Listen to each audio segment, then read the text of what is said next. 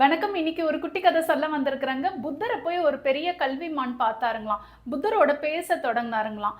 ஐயா, எனக்கு தெரியாத விஷயங்களே கிடையாது. ஞானம் ஜாஸ்தி. எல்லா விஷயங்களை பற்றியும் எனக்கு தெரியும். எல்லாருக்கும் எப்படி அறிவுரை கூறுறதும் தெரியும். இவ்வளோ பெரிய கல்விமானான நான் உங்களை எதுக்கு பார்க்க வந்தேன்னா, நீங்கள் தியானம் மூலியமா நிறைய வேலைகளை செய்கிறீங்களா, மக்களுக்கு அது உதவிகரமாக இருக்குதுங்களா, அதை பார்க்கணும் தெரிஞ்சுக்கணும்னு வந்தேன் இப்படின்ட்டு புத்தர் எதிர்க்க உட்காந்துக்கிட்டு கால் மேலே கால் போட்டுக்கிட்டு காலை ஆட்டிக்கிட்டே பேசிகிட்டு இருந்தாருங்களாம். உடனே புத்தர் சொன்னாருங்களாம், எல்லாம் தெரிஞ்சுக்கலாம், முதல் இந்த கால் ஏன் ஆடுது சொல்லுங்க அப்படின்னு கேட்டாருங்களாம். அதுக்கு இந்த கல்விமான் சொன்னாருங்களாம், அது எதனால் ஆடுதுன்னு தெரியல, ஆடுதுன்னு ஆட்டுறேன் அவ்வளோதான் அப்படின்னு சொன்னாருங்களாம். அதுக்கு புத்தர் சொன்னாருங்களாம், உன்னுடைய உடல் உறுப்புல ஒரு உறுப்பு உன்னையே அறியாம ஆடிக்கிட்டு இருக்கு, அதையே உன்னால கட்டுப்படுத்த முடியல.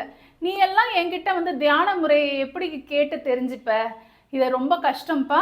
முதல் உன்னுடைய கால் ஆடுறத நீ நிறுத்து, அதுக்கப்புறமா நீ வந்து என்கிட்ட தியானத்தை பற்றி கேளு அப்படின்னு சொன்னாருங்களாம். அந்த கல்விமானுக்கு ரொம்ப அவமானமாகவும் ஆயிடுச்சான். அவர் செஞ்ச தவறு அவர் உணர்ந்தாருங்களாம். புத்தர்கிட்ட மன்னிப்பு கேட்டுட்டு போனாருங்களாம்.